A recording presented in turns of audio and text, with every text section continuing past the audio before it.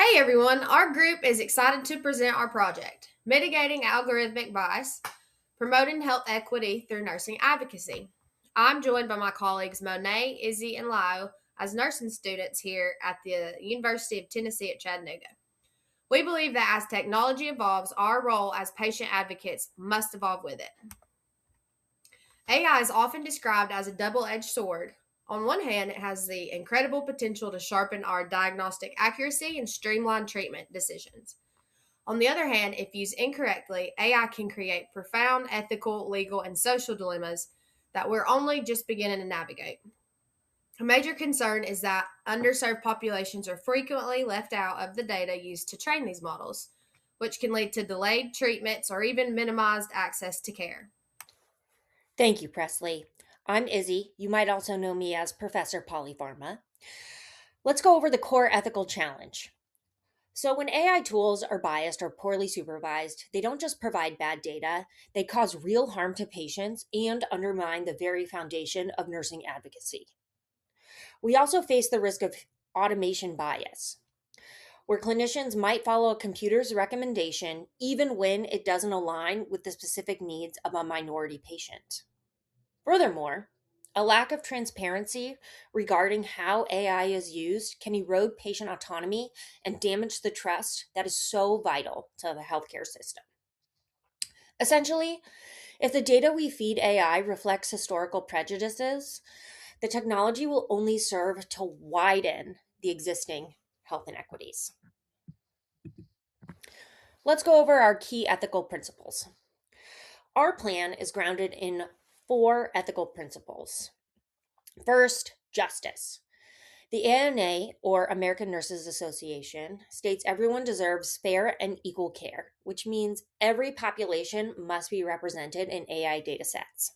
Next, beneficence and non maleficence require us to use AI to improve outcomes. We're actively preventing the misuse of technology that could harm vulnerable groups.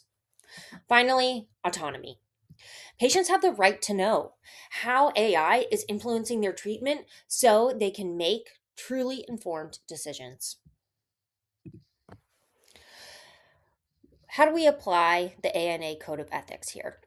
So, Provision 9 of the ANA Code of Ethics is our primary foundation. It mandates that we advocate for social justice and work to eliminate systemic inequities. Provision 3.2 reminds us that technology, as it becomes more prevalent, we must maintain public trust by balancing automated suggestions with our own professional ethical judgment. Nurses have a duty to ensure AI is used responsibly, always evaluating recommendations within the unique context of each patient's life. So, we've come up with a multi tiered intervention strategy.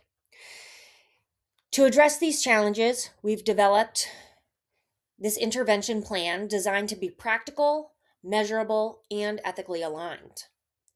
Our approach focuses on three key areas: establishing nursing governance, improving algorithmic literacy among staff, and ensuring transparency in clinical workflows. So let's go over tier one: governance and policy. We believe healthcare systems must mandate that algorithms reflect the actual demographics of the populations they serve, including race, gender, and socioeconomic status. This requires an oversight team that includes developers, clinicians, and most importantly, patient advocates from the community. We propose a shared governance model where nursing leaders have the veto power to reject any AI tool that lacks transparency or demonstrates bias.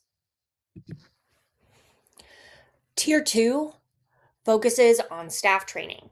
So it isn't enough to know how to click a button. Nurses need a foundational understanding of how these tools are constructed.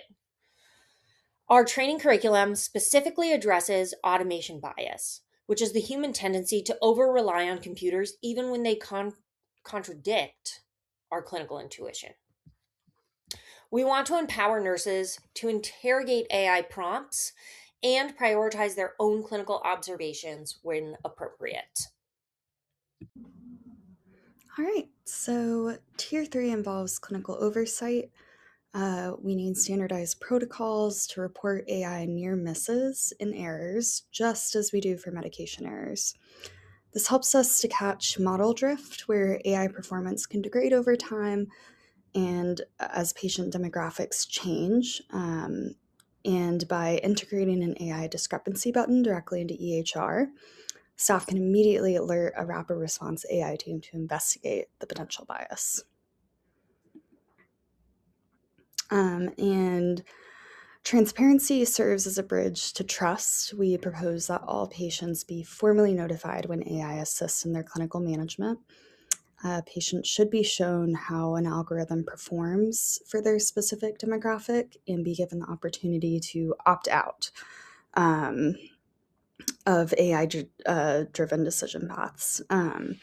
And using the teach back method helps ensure that patients truly understand the technology being used, which allows them to better advocate for themselves. And, we do recognize that there are several barriers to some of these solutions to bridge the gap between technical developers and bedside clinicians. We do recommend appointing nurse informaticists to facilitate communication.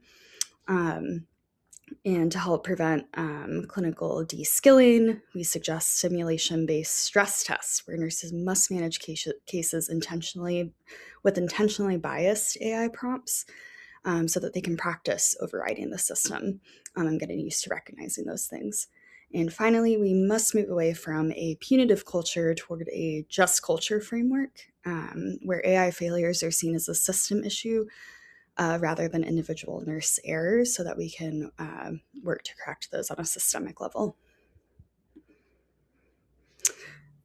And in terms of evaluation, to measure our success, we will conduct bias audits every 6 months. Our goal is for true and false positive rates to be within 5% across all demographic groups. Nurses will complete competency checkoffs requiring 100% pass rate and explaining when and why they would override an AI suggestion. We also aim to implement at least 2 policy changes per year based directly on feedback from our community advisory board. And in conclusion, as AI becomes an indelible part of medicine, nurses must ensure it serves as a tool for justice rather than a barrier to equity. By following the ANA Code of Ethics and implementing rigorous governance and literacy programs, we can bridge the gap between innovation and human-centered care. And thank you for your time and commitment to continuous education and providing human-centered care. Thank you. And our presentation was supported by these scholarly research and professional guidelines. So just sharing our references here. Thank you.